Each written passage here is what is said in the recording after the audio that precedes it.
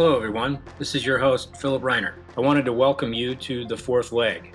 This is a series of podcasts focused on one of the most complex systems in the world today, nuclear command and control, and its increasingly complicated future. Within this series, we're going to go straight to the experts across multiple sectors to talk about the modernization of nuclear command and control systems. Keep an eye on technology for global security in the coming weeks and months as we begin to launch additional podcast series focused on how to fix the internet, AI and global security, and other critical technology and security related issues. For now, we have so much to talk about. Let's get started.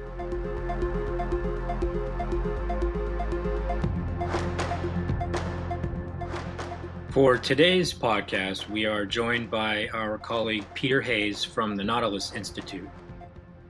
We had the opportunity to speak with Elsa Kania, who is a current PhD student at the Department of Government at Harvard University. She's a research fellow at the relatively new AI Center CSAT at Georgetown, and is also an adjunct senior fellow with the Technology and National Security Program at CNAS. Elsa is someone who really is seemingly everywhere all at the same time. She focuses on Chinese defense innovation and emerging technologies, particularly AI, military modernization, information warfare, defense science and technology.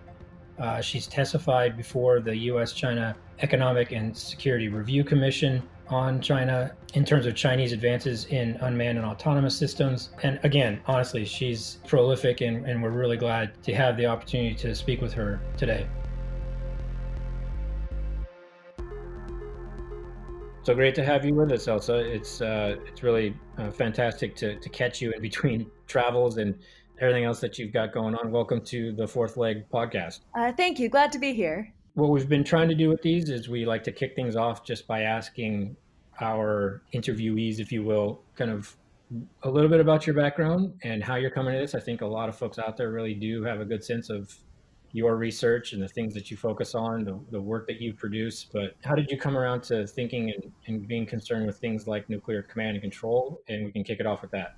Sure. So, as for my academic background, I'm currently a PhD student at Harvard in the Department of Government, and a lot of my prior analysis and academic research has looked at the Chinese military, particularly its approach to and advances in certain emerging technologies. And I've been concentrating in particular over the past couple of years through a number of projects, as well as certain dialogues and engagements with Chinese colleagues on the question of how some of these developments might impact the future of strategic stability, and particularly questions of crisis stability in US China relations, whether in cyberspace or with advances in artificial intelligence. So, insofar as a lot of these issues do intersect with NC3, that brought me in this general direction, and it's been fascinating, but also a steep learning curve at times to try to make sense of how this is all playing out. Sure. Looked a lot at Chinese military reforms, particularly the PLA Strategic Support Force, which is responsible for a lot of the cyber and space systems, and also looking at the PLA Rocket Force as these reforms continue to take shape. So that's hopefully created something of a foundation for a paper that, in other respects, is somewhat speculative necessarily. Yeah, I thought the breadth and the depth of the paper that you put together for the workshop back in January was absolutely fantastic. It touched upon a number of things that we've been thinking about across a broader spectrum of countries. It is, it's hard to dig down into the details of what is actually happening. And we look forward to talking with you about that in terms of your perspective. But we, as you saw, we were able to talk with Fiona Cunningham a few weeks back, and she kind of laid out her foundational understanding of how the Chinese approach NC3. There's, we've gotten some pushback from folks in terms of how she presented that information, which is, I think, it's a healthy debate as to the Chinese approach on no first use and things of that sort in terms of how they're developing all of these technologies and how it may impact that sort of posture. But really what you do is you kind of take the next step and you start talking about what might be instead of what just is, right? And so building off that foundation that Fiona and others have kind of laid out in terms of how the Chinese approach NC3, was really interested in digging in with you as to how they are thinking about infusing these emerging technologies into what they do. I think first off, though, maybe taking a step back from your perspective, how do you see the Chinese defining nuclear command control and communication? Is there, you feel that there is a known Chinese definition of these things? Well, I'll say first of all that Fiona's paper is phenomenal, so I'll highly recommend that everyone read that. I think it creates a really important foundation on these issues, and as she does describe, there is not an exact phrasing or terminology in Chinese that exactly corresponds with NC3, but there is discussion of command and control in various Chinese military sources and definitions and references to C4ISR, and a lot of what I look at is sort of references to command decision making as well as references to information support. And the notion of information support implies the various capabilities that provide intelligence and improve situational awareness and Yeah. support to commanders in operations. So definitely in scoping this paper, there was some ambiguity as to sort of looking at advances in conventional capabilities or contexts that I thought might have future relevance to what we consider NC3. Yeah. So a lot of references to command information systems and some definitions thereof, but I think so Fiona's paper is phenomenal. I'd highly recommend it to anyone interested in these issues, and that it creates a very important foundation for the research I've attempted to undertake here, which seeks to look forward at how some of the emerging technological developments could impact future NC3. And there is some inherent ambiguity insofar as there is no known precise definition that corresponds exactly with are phrasing NC3, a lot of references to, including in PLA, former 2nd Artillery, now Rocket Force sources, to command information systems and approaches to command and control and communications, and I look at varying and interrelated advancements, including in space systems, including in support to command decision making. So there are definitely different approaches and understandings that emerge out of different historical and military environments. And I think it's also important to recognize that the PLA's approach to NC3 is evolving and moving from one service to three that will have some responsibility there, plus the Mm. strategic support force, which will provide a lot of the intelligence and information support that's integral to enabling early warning or targeting. So even the question of scoping and defining what exactly I was looking at in this paper was challenging as well in that regard.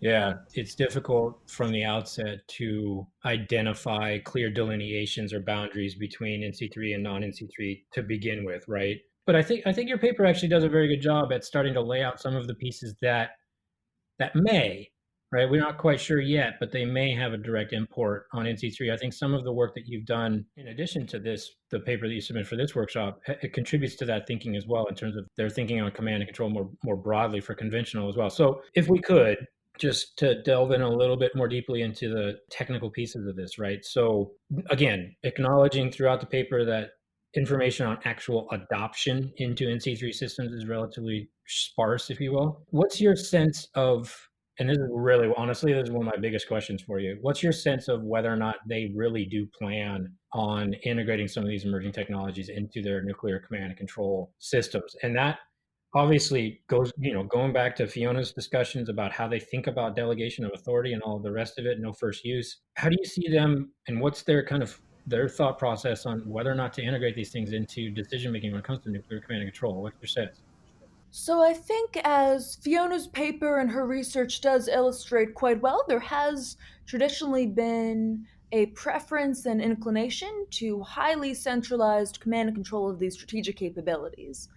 And I think, as a tendency in the Chinese military's approach to command and control, that is unlikely to change in some respects, but may, out of necessity, start to alter in others. Hmm. And I suppose what I mean by that is that I think that the PLA, not unlike most military organizations, may be somewhat adverse to risks on some fronts. And I think when it comes to decisions of the employment of nuclear capabilities, I do think that will come down to the Central Military Commission, and at least for the foreseeable future, any decision of that gravity and magnitude would be Xi Jinping himself, presumably. But I think the question, again, depending on how we define the scope of the systems we're considering, it does appear that the PLA is starting to think about how AI can be integrated into the overall system of systems that that will enable future warfighting as well as situational awareness. So I think that what the Chinese military is calling agenda for military intelligentization or zhenonghua. Yeah. It's a little bit more pronounceable in Chinese than it is in English, and actually, as of the latest National Defense White Paper titled China's National Defense in a New Era, this is officially an element of China's national defense policy, not only preparing for to fight and win informatized warfares, but also recognizing that intelligentized warfare is on the horizon, so to speak, and that the PLA must accelerate the process and development of military intelligentization. And this as a concept that delineates new direction in Chinese military modernization does imply a wide range of research and development activities that look at how AI, and again, this is sort of a broad understanding of AI, including neural networks, earlier research in expert systems, new advances in machine learning as applied to particular applications such as improved remote sensing and really across the board. And I think the PLA often does use a fairly expansive understanding of AI when it does talk about some of these developments.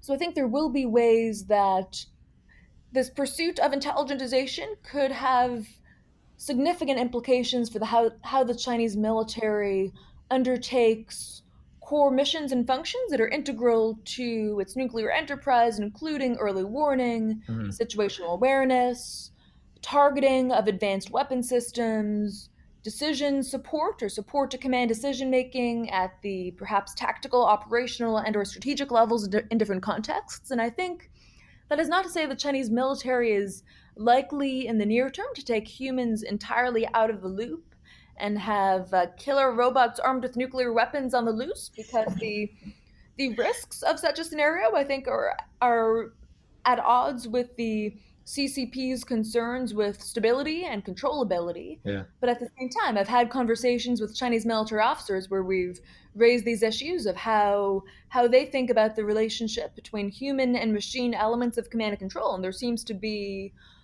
whereas sometimes in the US context, you hear something of a moral or ethical argument about sort of the necessity of having human involvement in these decisions, my impression has been that there appear to be more pragmatic considerations in play, and that the Chinese military, again, for reasons of controllability, will want to have strong human involvement in strategic decisions of a certain level of gravity. But when it comes to anticipating a future battlefield in which the tempo of operations could be quite rapid, at which the complexity could exceed human understanding, there is an acknowledgement that there could be a point of in time in the future at which having humans on the loop, supervising decision making, or perhaps out of the loop in discrete circumstances could be necessary. And I think if there are concerns that a future war or attack could come very rapidly, suddenly or unexpectedly, that does incentivize concerns over how AI,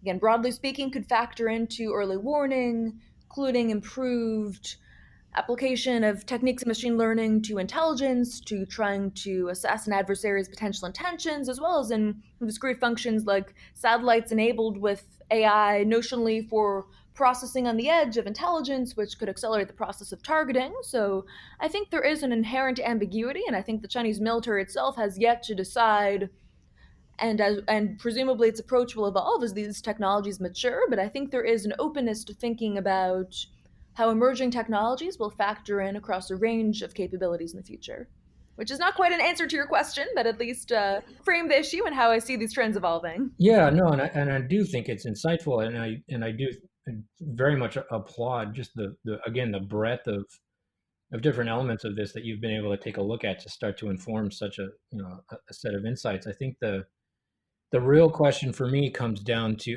and I tend to, from what I've been able to glean, not only from your translations and summaries and analysis, but others as well, as there's, and talking to Fiona, right? There seems to be even more of an inclination to head down a path where it's not just decision support systems, where it's not just early warning or data processing, collection, dissemination, where there's a sense even amongst the doctrinal element or the doctrinal leadership, if you will, within not just the party but the PLA, where they're willing to think a little bit further down the path of ceding decision making to machines when it comes to maybe not launch of nuclear weapons, but pretty much everything else short of that, right? And so it's a fascinating thing to for me as someone who's still fairly I would argue I think that there is very little indication that the United States, for example, is planning on integrating a lot of these emerging AI techniques into NC3 so far, besides maybe decision support systems. But I get the sense that that's not necessarily the case with the Chinese, that they're a little bit more forward leaning. And I think some of that forward leaning approach could reflect simply that the US and China are at very different places in their approach to military innovation. That the US is Yep. dealing with legacy systems, it has an existing architecture, whereas the PLA today is building up some of these capacities more or less from scratch, or certainly building upon a legacy and a history, as Fiona's research mentioned, but also thinking about extending elements of NC3 into services of no prior history with it, trying to build up early warning from a point of having very limited capabilities there. So I think the fact that the Chinese military is in some respects, seeking to leapfrog the US in its development on some fronts and investing heavily in emerging technologies that it sees as a unique historic opportunity to achieve an advantage as a latecomer military that is looking to surpass the US, as certain strategic and doctrinal writings have emphasized. I do think that there simply could be different appetites for risk in some cases, at least in terms of experimenting with new approaches. And I think the some of the PLA's initial thinking on AlphaGo was how I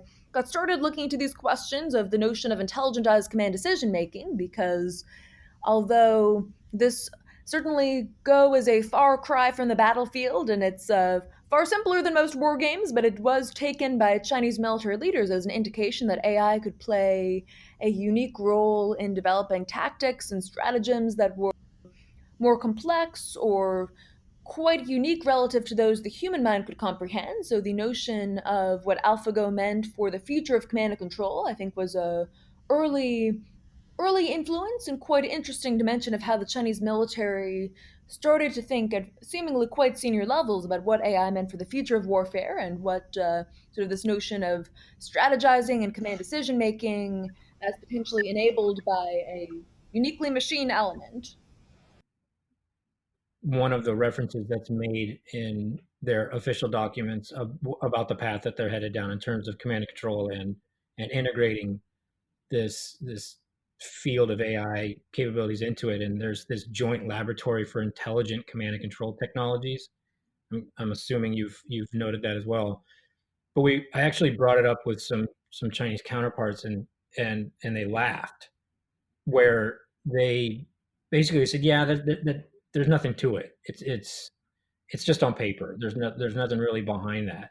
How much of your sense at this point, when it comes to their consideration of these things, how much are they actually pulling into their systems, and how much of it is just kind of consideration at this point? So, I think there appears to be fairly robust research and development across a number of elements of the Chinese military and defense industries. That particular laboratory you mentioned is a partnership between Baidu and CETC, the China Electronics Technology Group, a major defense industry corporation and conglomerate that is quite massive in its scope and scale. According to one source, it claimed to have something in the neighborhood of 7,000 AI researchers, but the level of sophistication of their research is a bit harder to gauge in some respects. And for that particular partnership with Baidu, it was interesting that Baidu was involved, given it is Yeah. a member of China's national team and, in many respects, a global leader in AI. And I too have not seen much beyond the initial announcement that such a laboratory had been created, but I do think that there is fairly robust research across a number of laboratories in the former General Staff Department that had been involved in the PLA's integrated command platform that are exploring elements of this. And there also has been work at places like the National University of Defense Technology on new techniques for decision support to provide what was described as an external brain for commanders in terms of command and control that did appear to leverage some basic AI. And I think as research ramps up at institutions like the Academy of Military Science, which has been quite radically transformed in the course of these PLA reforms, has a new National Innovation Institute for Defense Technology, including an AI research center that seems to have several hundred researchers and is actively recruiting new scientists. I think given the interest in intelligentized command decision making or the application of AI to command control that strategic and doctrinal writings have manifested, I think does is supported by some amount of research. And as such research matures, I think it remains to be seen. One observation about the Chinese military's approach to future warfare would be that this is a force that is lacking combat experience, that is lacking Yeah. the experience of accidents or incidents of fratricide that the US military has had. And in some cases, this notion of military science or a scientific approach to thinking about warfare can be somewhat abstract.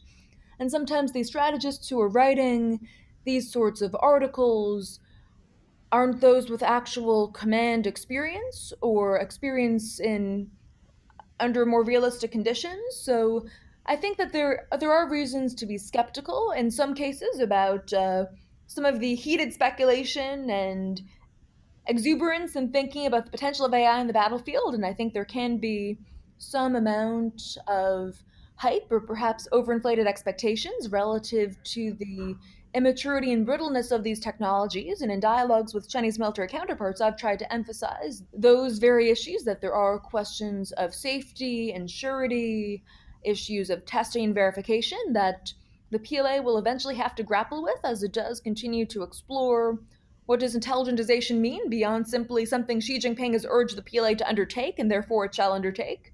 So I think there are clearly high level support for a range of military research and development, quite extensive projects underway, but my impression is still that much of this is rather nascent in some respects, and I think that is the case across most militaries I'm aware of, and they're continuing to grapple with what AI in the battlefield will actually mean and look like beyond simpler tactical applications. Elsa, if I could, to kind of pull on this thread a little bit, you wrote a little. One of the things that we had talked about at the outset was error types and trying to think about how the Chinese perspective on the things that they're concerned about versus the things that the United States perhaps may be mostly concerned about.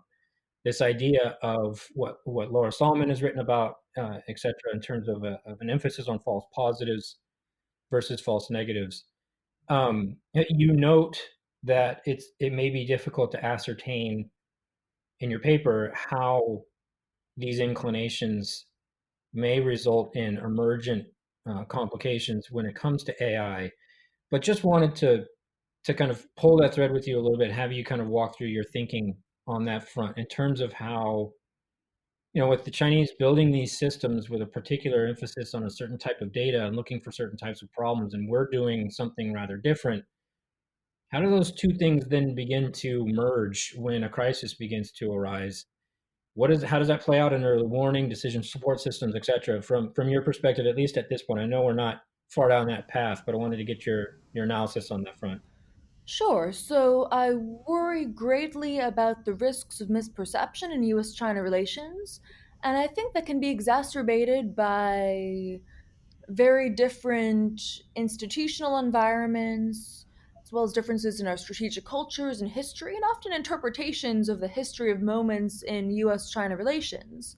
So I think even without the added complexity that AI could introduce, there are reasons to question whether there could be mistakes, false positives, or false negatives if there simply were differing perceptions of reality as there have been in some cases. So, the sort of incidents that I have in mind are if you look back at China's signaling against US intervention in Korea prior to their involvement, which from a Chinese perspective, was very clear do not cross the Yalu to that effect, Yeah. and was not received or interpreted by the US in that same manner. And was that a question? Again, there's a complex history there and different perceptions of how clearly those signals were sent and whether they were received as intended. But I think that certainly was a moment of misperception or miscalculation in some respects, where the US and China still have different understandings of how precisely that history played out. I think if you look at major incidents like May of 1999, of which it's an 20th anniversary this year, the accidental bombing of the Chinese embassy in Belgrade, which Yeah. Chinese leaders to this day appear to believe was not an accident, was a deliberate attack, in part because of their impression of US military capabilities as so precise and powerful that it could not possibly be an accident. So I think Yeah. when, and again, having recently spent some time in Beijing, notions that some of the frictions over trade are simply the US seeking to contain China economically and technologically rather than reflecting a long history of Chinese IP theft and tech transfer targeting the US that have exacerbated some of these tensions, as well as exploitation of rules of the game and the global trade ecosystem. So I think there can be, even in very conventional and non-technologically sophisticated contexts Sure. or environments of tremendous misperception. Then you think about adding AI to the mix, whether it's an early warning or gauging intentions or interpreting the difference between an attack and an exercise. And I think there are, again, I'm not quite answering the question again, but I think there are real risks there in the sense that how will the PLA, how will any military be training systems? What assumptions will inform how they approach intelligence as enabled by artificial intelligence in various varieties, and what will the PLA's lack of history of operational experience that can teach painful lessons mean when it comes to perhaps not appreciating as acutely as the US does that there can be false positives that, if they were misinterpreted, could have resulted in catastrophe. I've joked sometimes, and this is a very bad and morbid joke, that could we have even as something as simple as an error in machine translation cause World War III or cause some catastrophe if there's a very simple mistake in translation or interpretation of a piece of intelligence that is misinterpreted in terms of what it reveals or does not reveal about intention or capabilities or intended operations. And when you think about the complexity of potentially adding adding AI in some form into early warning capabilities, including for remote sensing, for identifying and targeting potential targets, for a range of functions, even simply looking at social media or trying to gauge public sentiment or looking at questions of intentions that are sometimes colored by prior assumptions. So I think perhaps we cannot yet, or at least I cannot yet quite imagine all of the potential vectors of risk, but I think those may be quite considerable. And again, I Yeah. think Yeah. there are reasons for any and every military to be cautious in how they think about this, including because, at least for the time being, much of AI requires data to be trained and to be tailored to military applications. And when you're thinking about rare cases, thankfully rare, of an attack or of an operation where certain assumptions, even in if you're training systems based on simulations or wargaming, certain preconceived notions of a potential adversary could factor in. And we've talked a lot about issues of bias that can factor into, for instance, facial recognition when there are over or under representation of those of certain skin tones in the training data. We've seen Yep. even recent incidents where training an AI for medical purposes and data that is comprised of primarily men's medical records as opposed to women's can result in unfavorable outcomes. And I think it's going to be much more complicated to think about it, training systems that have some degree of intelligentization, to use the Chinese military's vernacular there, for rare situations where there is not data readily available and where some of the data available could be inherently distorted or corrupted by, again, assumptions or misperceptions that are already pervasive in the bilateral relationship. So that's a lot of a lot of worry, and I think still, this is the reason why I do think having dialogues and engagements and interactions to try to gauge the risks and what can be done to mitigate them is going to be very important going forward. Also, there are some other disruptive technologies that are being, one might say, introduced or perhaps better, superimposed on the old or legacy NC3 systems in different nuclear weapon states, including, of course, the United States, but also perhaps China. And one of these is quantum. And of course, the Chinese, in certain respects, are ahead of the rest of the world on quantum research and development, particularly on quantum communications, having demonstrated with their satellite experiment that in fact quantum communications is feasible. How do you see these other technologies perhaps influencing this adoption of AI and other shifts in the structure of Chinese nuclear command and control and communications? So, as I discussed in the paper, the PLA is also looking to leverage cloud computing in support of command systems and military information systems, and there appears to be at least limited progress on that front. I don't get into a great amount of detail in the paper, but there are certain companies like Sugon or Shuguang that have been working with the PLA on cloud computing in this context, and there think a couple other companies that are exploring military cloud computing, and of course, that can perhaps improve security, perhaps create vulnerabilities, while also facilitating improved exchanges of data in ways that can facilitate the training of AI. There's been some talk of the notion of a combat cloud and sort of improvements in the management of military big data, all of which notionally will contribute to this overall agenda of military intelligentization. Think also of sort of near-term feasibility, perhaps in the context of emergency communications, could be China's advances in 5G, and there has been some talk of military civil fusion in 5G, of companies in the Chinese defense industry having an interest and proficiency there. I think the speed that 5G can enable will be important to realizing IoT and AI on the battlefield, and will perhaps provide a speed and resilience, or including if there are improvements in security enabled depending on 5G architecture, so that could be relevant as well. Then, of course, as you mentioned, there's also the question of all things quantum, which gets into spooky territory in some respects, given the complexity of these technologies and often very different assessments of their promise in military affairs. And in some respects, China is ahead of the US when it comes to quantum cryptography and communications, but that does reflect seemingly a divergence in evaluation of their importance.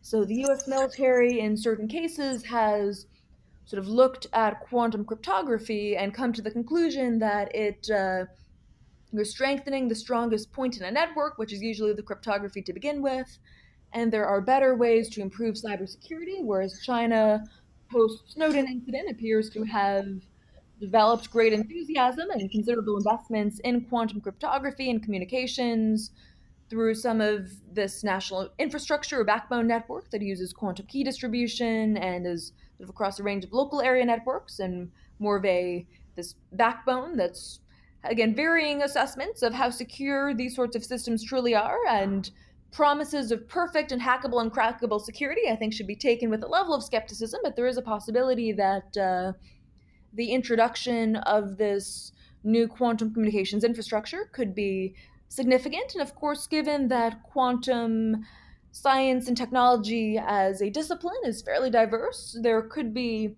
different elements that are more militarily relevant than others, and the notion of using quantum communications underwater is does become quite interesting when the PLA is starting, presumably, to think about how it will communicate with nuclear submarines and what are secure and less detectable options for exercising command and control. And there's been some discussion and some initial experimentation, seemingly, with how the sort of use of lasers underwater to enable quantum communications, while likely limited in some respects by the relative immaturity of this technology. There was a lot of interest in maritime applications here.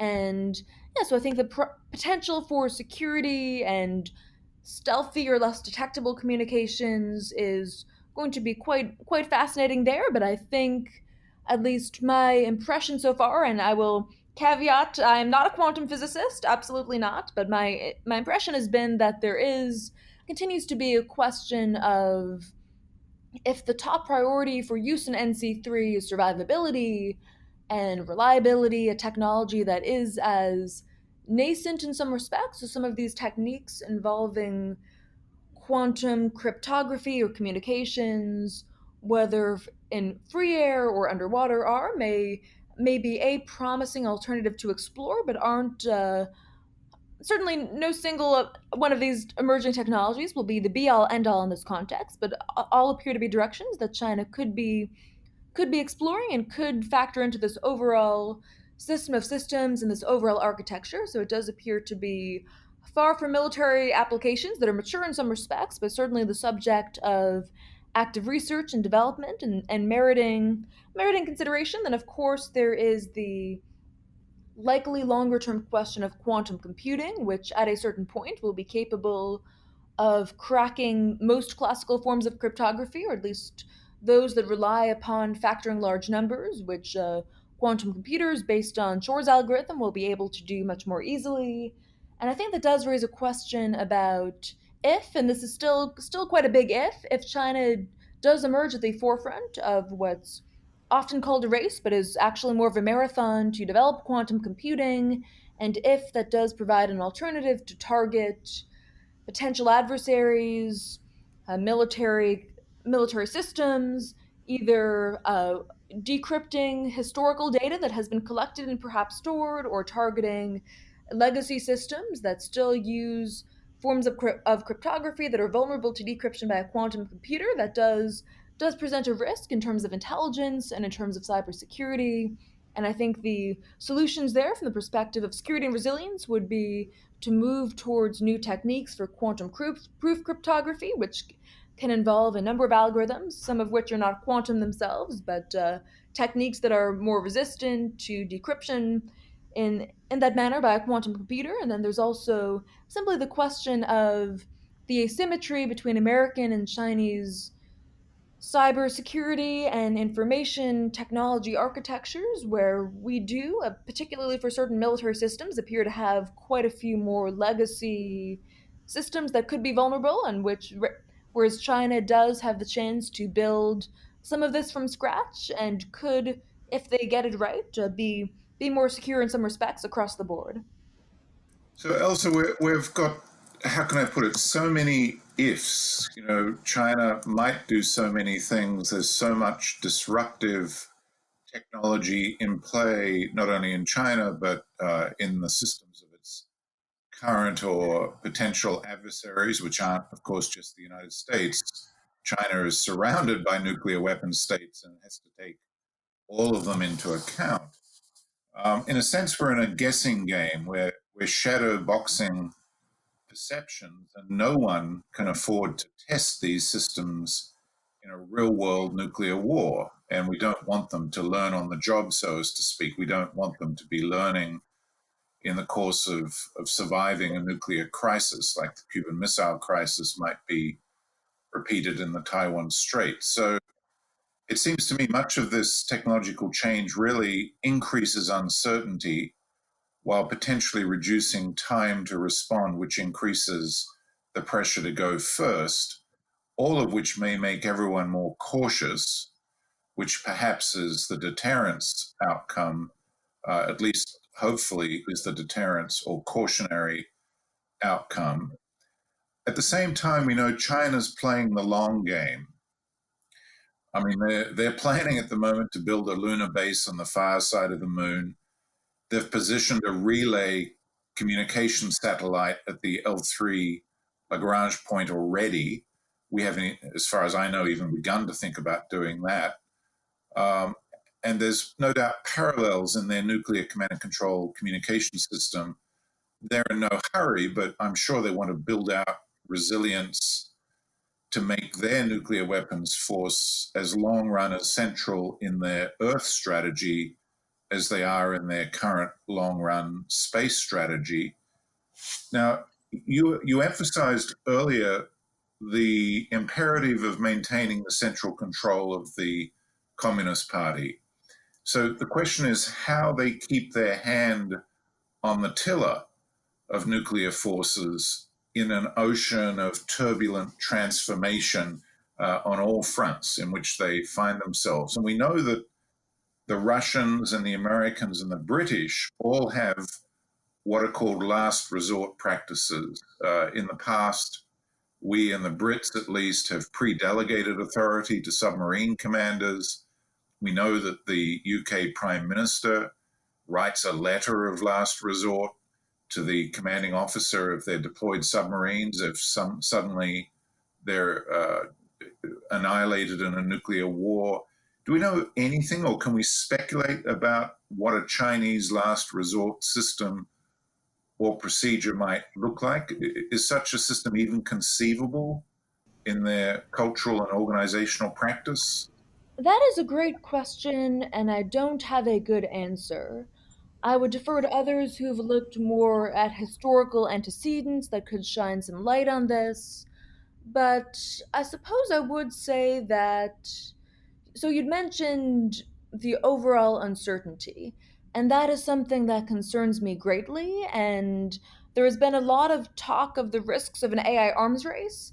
I've been trying to popularize the concept of an AI security dilemma, which being in political science and concerned with security dilemmas in general, I think is perhaps an apter framing of some of these dynamics that I think for any and all militaries, AI is seen as of immense strategic consequence, and there are fears of falling behind or missing out on what is often characterized as a new revolution in military affairs. And I think if you look at China's latest national defense white paper, on this new era of Chinese national defense, there is the assessment included that the PLA still lags behind other militaries, and there is this fear or anxiety about a technological surprise attack, a phrase that often comes up in these writings when there is concern about US military innovation and what is seen as the US seeking absolute military superiority, and there are concerns about a new generational difference between American and Chinese capabilities at a time when the PLA is, from its own perspective, simultaneously undertaking three interrelated processes: mechanization and informatization and intelligentization, all of which have to proceed across a force that varies greatly in levels of technological sophistication in some cases. So I think that for the Chinese military, some of these anxieties about the perils of technological backwardness are driving this enthusiasm and these investments in technologies. Whereas I think in the American conversation, I'm old enough to have seen the shift from skepticism over whether China could innovate at all to now concerns that China could be beating us in everything. And I think some of that variation or transition in assessments does reflect that there is an inherent that I think there has been a belated awareness that there truly is original and disruptive innovation happening in China today that is quite rapid and quite considerable in some cases, given the massive investments and scope and scale of what is underway. But I think it is inherently challenging to evaluate the maturity and progression of capabilities that, relative to more traditional approaches to military power, are much more intangible or difficult to interpret. So, one of my favorite examples there is you can see a swarm of drones that Chinese state media claims has broken the US record, but it's harder to get a sense of the underlying algorithm for swarm intelligence in terms of how sophisticated is it truly.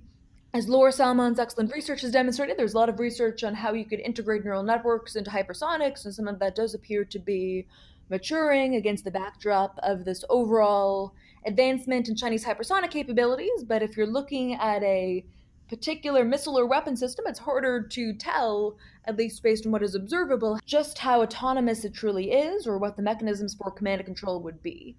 And when we look at trial documents, some of the PLA Rocket Force's discussion of the notion of rapid reaction or rapid response, which is described as consistent with no first use, but in fact could imply potentially a launch on warning posture, there are reasons for concern, and there has been some discussion of a higher state of alert for Chinese strategic units and capabilities in the future. So, to return to your question of sort of last resort or delegation, my impression or my estimation would be that the PLA itself will still be grappling with some of these questions as the various elements of their strategic arsenal continue to mature. Services and elements of the PLA that don't have much history with being part of this nuclear deterrent will be taking on new missions and new responsibilities.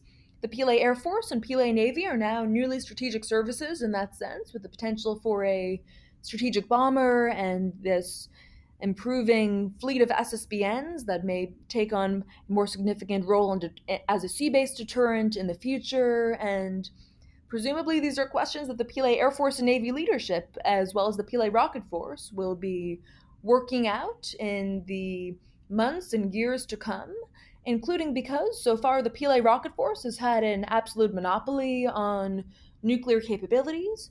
From the perspective of bureaucratic politics, it may be inclined to seek to defend that monopoly and maintain control over warheads. Even questions of how will the transfer of warheads or delegation of authorities to the PLA Air Force or Navy proceed if there is a future strategic bomber at some point in the years to come, and new nuclear systems that the Chinese military doesn't have much history with. Based on what I have seen so far, and my research is limited in some respects, I don't think the PLA and Chinese military leadership necessarily have defined answers for all of these questions, but I do think the element of consistency will likely be the party's control. We've even seen this control take on a very personalistic characteristic under Xi Jinping in particular, harkening back to Deng Xiaoping's legacy in some respects. And I can say with high confidence, I think for the foreseeable future, there will always be at least one human in the loop for strategic decisions, and that is Xi Jinping himself. And it is hard to envision that changing in the near term. I think any decisions about delegation or last resorts would come from that level and could be constrained by the fact that there appear to be low levels of trust in some respects in the PLA, like in other authoritarian militaries. So that could be a constraint in terms of politics and ideology and the preoccupation with the party's absolute leadership over the PLA. What role will political commissars or the political work system play in some of this decision making? That is could be an interesting question. I've seen some writings, seemingly quite serious writings, about what does it mean to make sure that your AI follows the party line, or that your development of an AI system is in line with this party and political imperative. That could make for some interesting approaches to AI development in the future, and hard to know exactly what direction that will take. But I do think that at the end of the day, the PLA is a party military, and it's the party's army, not a national force in that sense. And I do think that is an important consideration to keep in mind, even or especially as we look at some of these questions of high tech capabilities. Also, I guess one thing that big organizations do is they carry with them, they develop historical lessons, if you like, which then become rules of thumb, or they're sort of embodied as standard operating procedures on how to deal with future crises. And China, of course, history is so important, and even the view of time is different in the sense that we Americans and in the West generally look at the future as in front of our eyes and above us, and perhaps the past is behind us and disappearing, whereas for many of my Chinese colleagues, they're viewing the future as the past redux. They're looking at the future through the lens of the past. And that's not a regressive practice, it's a different way of looking at time. Now, the historical lessons that I can think of that may loom large would be the now ancient 1950 Taiwan Straits crisis, which, from the Chinese perspective, in many ways is the equivalent to the 1962 US Soviet Cuban Missile Crisis. And in the 58 crisis, the forces that the United States had forward deployed to respond to the escalating pressure of Chinese artillery firing on some islands not far offshore but controlled by Taiwan, particularly the US Air Force assets, only had nuclear weapons. They were incapable by design of using conventional force because US policy at that point was to rely on massive retaliation. And it actually took a presidential order to get the Air Force to stand down and bring conventional forces to bear on that threat. Now, what's interesting about that is that the Chinese were very cautious in the way they proceeded to not go beyond those very coastal, close to the mainland islands and force the US hand. And similarly, in the other historical lesson that perhaps is imprinted, seared in the mind of the Chinese strategist, the US nuclear threats against it during the Korean War, which attempted to force China to compel North Korea to come to terms with US demands in the armistice negotiations. The Chinese didn't blink. They did not hesitate to call the US bluff. And as a result, the US did not escalate to use nuclear weapons in that war. So it seems to me the lesson for the Chinese is that they go to the brink, they stop, they pull back, they let the east wind pass by rather than pushing hard at the brink, and they put the onus back onto the US. So, in a sense, this strategy of adopting the latest, exploring the latest, finding out what these new technologies do may just reinforce some of those historical lessons. And in fact, they're still relying on the United States to not escalate, is what this all boils down to. Indeed, and I think a very recent element of history there would be China's approach to the South China Sea of incrementally militarizing through this construction and installation of military systems on these artificial islands, and the fact that the US did not have an effective or proportionate response. And perhaps if there had been stronger pushback sooner, China might have stopped or slowed these activities, but absent effective responses, has largely succeeded, it appears, in achieving that objective incrementally and without provoking escalation. So I do think this question of what are US red lines, whether that the South China Sea, on Taiwan, on Hong Kong, which is a major worry and concern at the moment. What would this nuclear brinksmanship look like? And I think China's history of being subject to nuclear threats does appear to have left quite an imprint, and in this history of being in a position of technological backwardness and wanting to keep pace, at least have the potential capabilities and ability to resist those sorts of threats or that sort of pressure, I think does appear to be quite a salient influence as well. And I think and I hope that there are lessons to be learned as well from US China crises that were handled more or less well, and for instance, hotlines that were not answered by Beijing in the moment, or sort of some of the real issues that will come into play as we continue to navigate a complex competition and a military to military relationship in a very contested region. And hopefully there are lessons to be learned as well about how to improve crisis management and undertake productive confidence building measures, including hopefully greater transparency on the part of the Chinese military, which has improved in some respects but remains quite limited in others. So there's, I think, definitely a lot of work to be done in trying to learn from this history and continue to look for ways we can apply these lessons learned to a very complex future technological environment.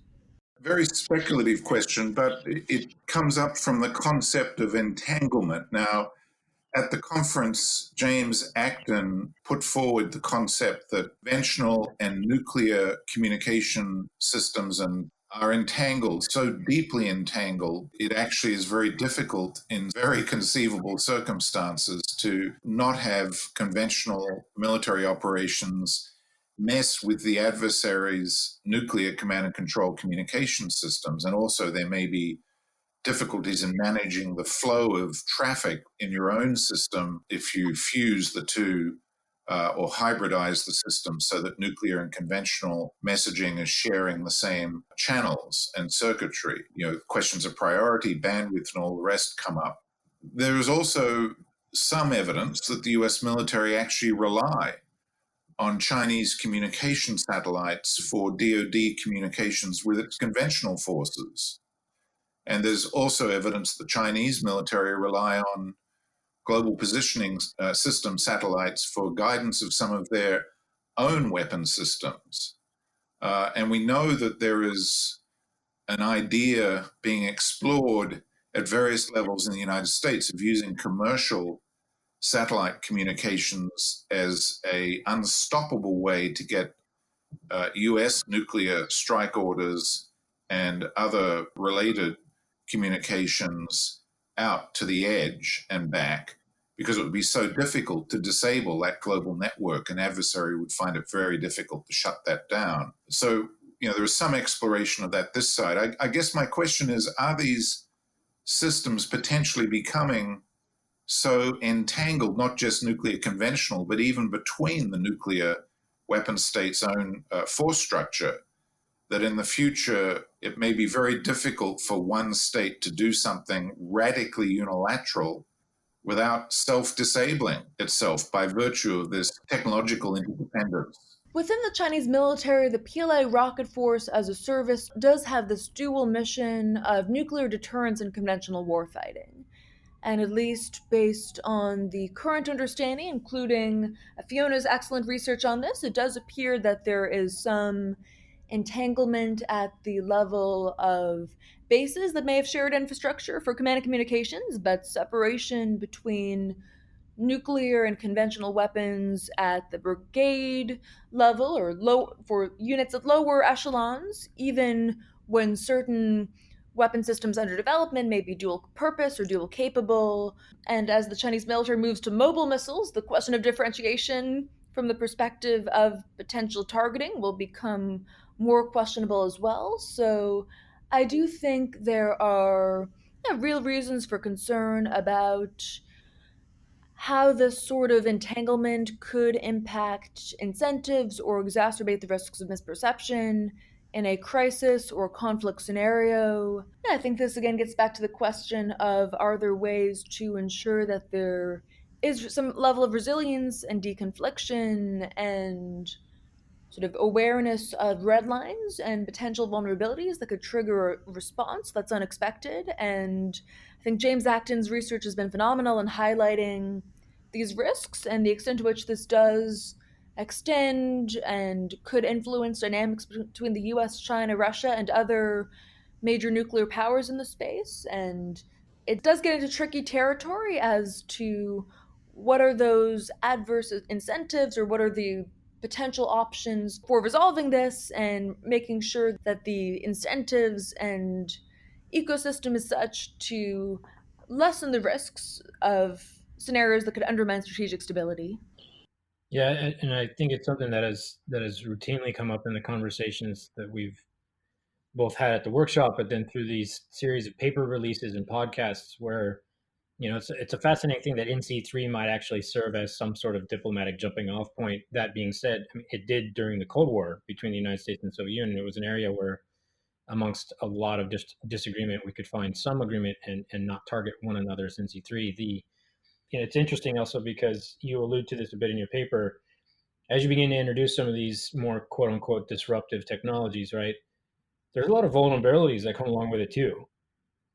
And that can be everything from reward hacking to just simple data poisoning with some of these novel techniques. So introducing some of these technologies into NC3 comes with a bunch of accordant problems that is much harder to talk about because as soon as you do, you're giving it up in some ways, right? Um, so finding those areas where there can be some transparency, where there can be some potential agreement in advance, so that folks are more willing to take a step back from the brink, I think is going to be absolutely critical. Really can't thank you enough Elsa, for your time. I think we could continue this conversation much further. Thank you very much, and definitely there is a lot more to say in these issues, and we could continue the conversation for hours, if not for years, as these issues and technologies continue to evolve. But I think this is a really valuable initiative to start to highlight both the different national approaches and the different technological challenges that are coming into play with NC3 and how we can think practically about measures for assurance, whether technically or through diplomacy, as we hope that all of these states in this complex interaction do care about strategic stability and avoiding accidental conflict or miscalculation at the end of the day. So hopefully that can be, as you said, Phil, a effective jumping off point for dialogue and continued academic and perhaps military to military engagement on these issues. And certainly, I think a lot more work to be done. Indeed, it's almost never ending. Thanks again, Elsa, for being with us today. We look forward to continuing the conversation. Thanks so much. Thanks so much, Elsa.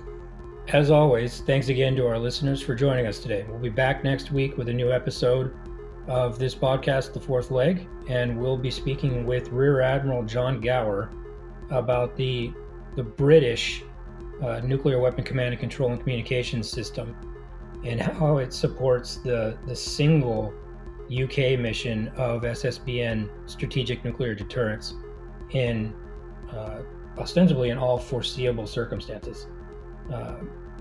Hit us up on Twitter in the interim, subscribe to the pod, and sign up for more Tech4GS information via the website. Otherwise, shoot us a note, info@tech4gs.org.